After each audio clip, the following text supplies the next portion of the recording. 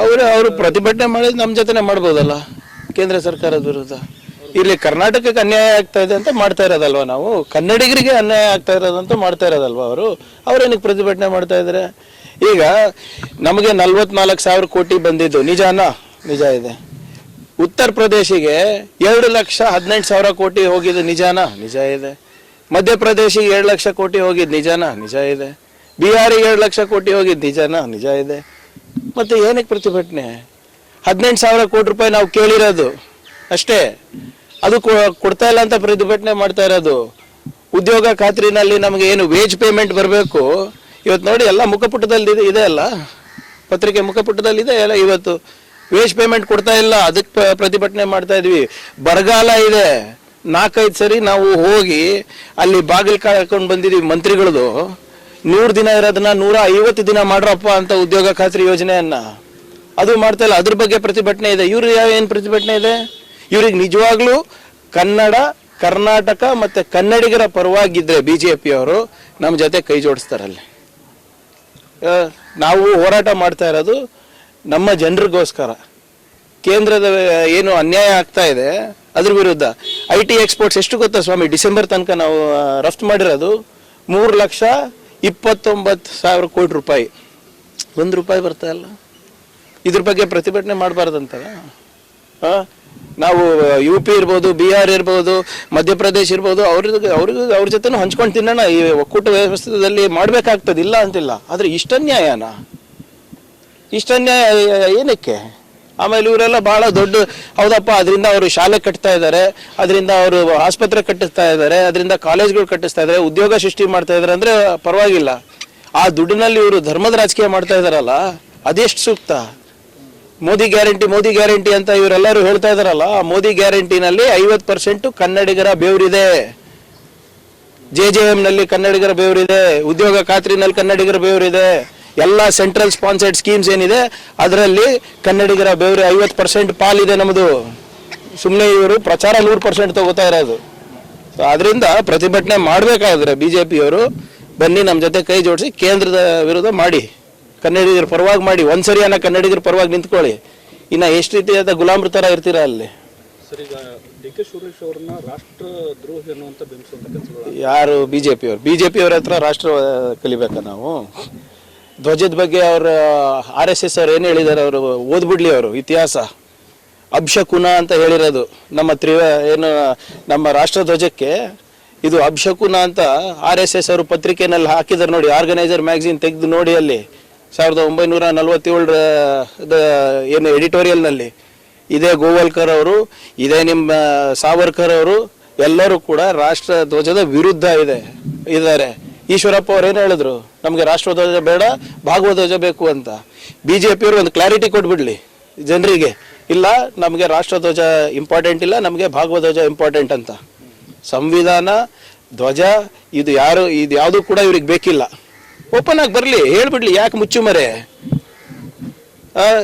ಮಂಡ್ಯದಲ್ಲಿ ರಾಷ್ಟ್ರಧ್ವಜ ಹಾರಿಸಿ ತಪ್ಪ? ಎಲ್ಲ ಕಡೆನೂ ಇವರು ಪ್ರಚಾರ ಮಾಡ್ಕೊಂಡು ಹೋಗ್ತಾ ಇದಾರಲ್ಲ. ಓಪನ್ ಆಗಿ ನಾನು ಚಾಲೆಂಜ್ ಕೊಡ್ತಾ ಇದ್ದೀನಿ ಅವರಿಗೆ, ಬಂದು ಜನರ ಮುಂದೆ ಹೇಳಲಿ, ರಾಷ್ಟ್ರಧ್ವಜ ಮೇಲೆ ನಮಗೆ ಪ್ರೀತಿ ಇಲ್ಲ, ಭಾಗವಧ್ವಜನೇ ನಮ್ಗೆ ಇಂಪಾರ್ಟೆಂಟು. ಕೆಂಪುಕೋಟೆಯಿಂದ ಇಟ್ಕೊಂಡು ನಿಮ್ಮ ಮಂಡ್ಯ ಪಂಚಾಯತ್ ತನಕ ನಾವು ಅದೇ ಹಾರಿಸ್ತೀವಿ ಅಂತ ಹೇಳ್ಬಿಡ್ಲಿ, ನೋಡೋಣ. ಈಗ ಸುರೇಶ್ ಅವ್ರ ಮನೆಗೆ ಮುತ್ತಿಗೆ ಹಾಕುವಂತ ಕೆಲಸ ಮಾಡ್ತಾರೆ ಮಾಡ್ಲಿ ಇವ್ರೆ. ಅದಕ್ಕೆ ಅದೇನು ಬೇರೆದೇನು ಕೆಲಸ ಇದೆ ಅಸ್ತಿತ್ವ ಉಳಿಸ್ಕೊಳ್ಳಿಕ್ಕೆ?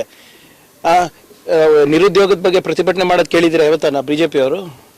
ನಮ್ಗೆ ಉದ್ಯೋಗ ಖಾತ್ರಿನಲ್ಲಿ ಆಗ್ತಾರೆ ಅಂತ ಅನ್ಯಾಯದ ಬಗ್ಗೆ ಪ್ರತಿಭಟನೆ ಮಾಡಿದಾರ ಯಾವತ್ತನ?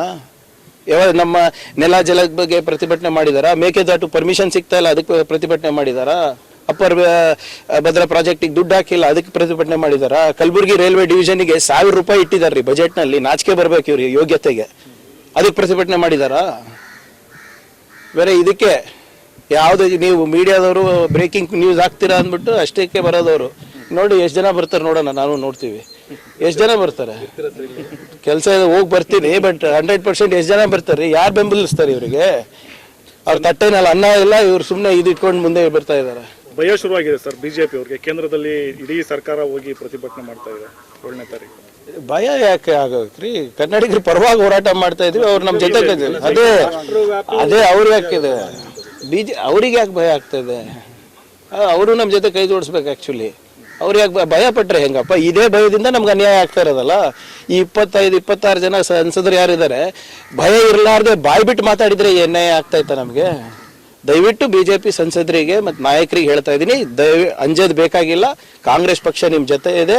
ದಯವಿಟ್ಟು ಬಾಯಿ ಬಿಟ್ಟು ಏರ್ದನಿನಲ್ಲಿ ಕನ್ನಡಿಗರ ಪರವಾಗಿ ಮಾತನಾಡಿ. ನಾವು ನಿಮ್ಮ ಜೊತೆ ಇದ್ದೀವಿ. ಸಂಸದರಲ್ಲೂ ಮಾತಾಡ್ರಿ, ಮೇಲ್ಮನೆ ರಾಜ್ಯಸಭಾ ಲೋಕಸಭಾ 2 ಕಡೆನೂ ಮಾತಾಡಿ. ನಾವು ನಿಮ್ಗೆ ಸಪೋರ್ಟ್ ಮಾಡ್ತೀವಿ. ಹೊರಗಡೆ ನಾವು ಮಾಡ್ತಾ ಇದೀವಿ, ಅದಕ್ಕೆ ನೀವು ಸಪೋರ್ಟ್ ಮಾಡಿ. ದಯವಿಟ್ಟು ಅಂಜೋದು ಬೇಡ. ನಮ್ಮ ತೆರಿಗೆ ಪಾಲೇ ನಾವು ಕೇಳ್ತಾ ಇರೋದು. ಮೋದಿಯಿಂದ ಎಷ್ಟ್ಯಾಕೆ ಹೆದರ್ತೀರಾ?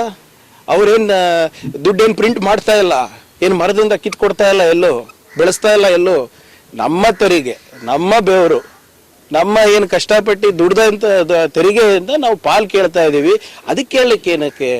ನೀವು ಎಷ್ಟು ಗಟ್ಟಿಯಾಗಿ ಈ ಜೈ ಶ್ರೀರಾಮ್ ಅಂತೀರಾ, ಅಷ್ಟೇ ಗಟ್ಟಿಯಾಗಿ ಕನ್ನಡಿಗರ ಪರವಾಗೂ ನಿಂತ್ಕೋಬೇಕು. ಜೈ ಕರ್ನಾಟಕ ಅಂತ ಹೇಳಿ ನೋಡಿ ಒಂದ್ಸರಿ, ಏನಾಗುತ್ತೆ? ಧ್ವನಿ ಬಿದ್ದೋಗುತ್ತದ? ಸರ್, ಕುಮಾರಸ್ವಾಮಿ ಅವರು ಅನ್ನಭಾಗ್ಯ ಅಕ್ಕಿದು ಏನು KPCC ಇಂದ ಬೆಳೀತಾರ ಅಥವಾ ಅವ್ರ ಅಪ್ಪನ ಮನೆ ಅಂತ ಕೇಳಿದ್ದಾರೆ. ಯಾರು?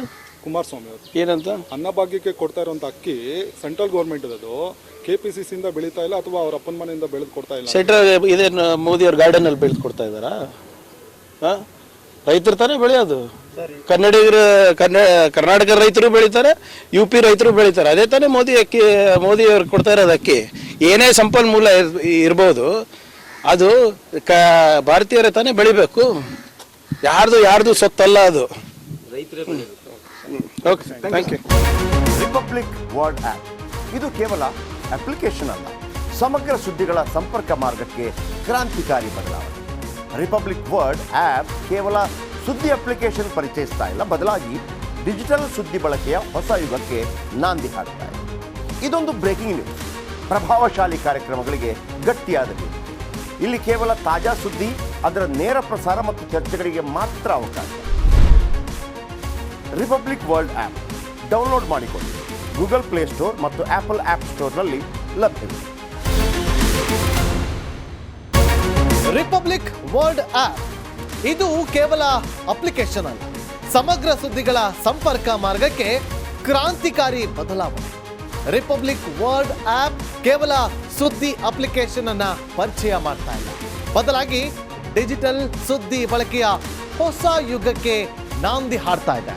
ಇದೊಂದು ಬ್ರೇಕಿಂಗ್ ನ್ಯೂಸ್, ಪ್ರಭಾವಶಾಲಿ ಕಾರ್ಯಕ್ರಮಗಳಿಗೆ ಗಟ್ಟಿಯಾದ ವೇದಿಕೆ. ರಿಪಬ್ಲಿಕ್ ವರ್ಲ್ಡ್ ಅಪ್ಲಿಕೇಶನ್ ಈಗ ಲೈವ್ ಆಗಿದೆ. ಗೂಗಲ್ ಪ್ಲೇಸ್ಟೋರ್ ಮತ್ತು ಆಪಲ್ ಆಪ್ ಸ್ಟೋರ್ ಎರಡರಲ್ಲೂ ಲಭ್ಯವಿದೆ. ಈಗಲೇ ಡೌನ್ಲೋಡ್ ಮಾಡಿ. ರಿಪಬ್ಲಿಕ್ ವರ್ಲ್ಡ್ ಆ್ಯಪ್ ಇದು ಕೇವಲ ಅಪ್ಲಿಕೇಶನ್ ಅಲ್ಲ, ಸಮಗ್ರ ಸುದ್ದಿಗಳ ಸಂಪರ್ಕ ಮಾರ್ಗಕ್ಕೆ ಕ್ರಾಂತಿಕಾರಿ ಬದಲಾವಣೆ. ರಿಪಬ್ಲಿಕ್ ವರ್ಲ್ಡ್ ಆ್ಯಪ್ ಕೇವಲ ಸುದ್ದಿ ಅಪ್ಲಿಕೇಶನ್ ಅನ್ನ ಪರಿಚಯಿಸುತ್ತಿಲ್ಲ, ಬದಲಾಗಿ ಡಿಜಿಟಲ್ ಸುದ್ದಿ ಬಳಕೆಯ ಹೊಸ ಯುಗಕ್ಕೆ ನಾಂದಿ ಹಾಡುತ್ತದೆ. ಇದೊಂದು ಬ್ರೇಕಿಂಗ್ ನ್ಯೂಸ್, ಪ್ರಭಾವಶಾಲಿ ಕಾರ್ಯಕ್ರಮಗಳಿಗೆ ಗಟ್ಟಿಯಾದ ವೇದಿಕೆ. ಇಲ್ಲಿ ಕೇವಲ ತಾಜಾ ಸುದ್ದಿ, ಅದರ ನೇರ ಪ್ರಸಾರ ಮತ್ತು ಚರ್ಚೆಗಳಿಗೆ ಮಾತ್ರ ಅವಕಾಶ. ರಿಪಬ್ಲಿಕ್ ವರ್ಲ್ಡ್ ಅಪ್ಲಿಕೇಶನ್ ಈಗ ಲೈವ್ ಆಗಿದೆ. ಈಗಲೇ ಡೌನ್ಲೋಡ್ ಮಾಡಿ. ಗೂಗಲ್ ಪ್ಲೇಸ್ಟೋರ್ ಮತ್ತು ಆಪಲ್ ಆಪ್ ಸ್ಟೋರ್ ಎರಡರಲ್ಲೂ ಲಭ್ಯವಿದೆ.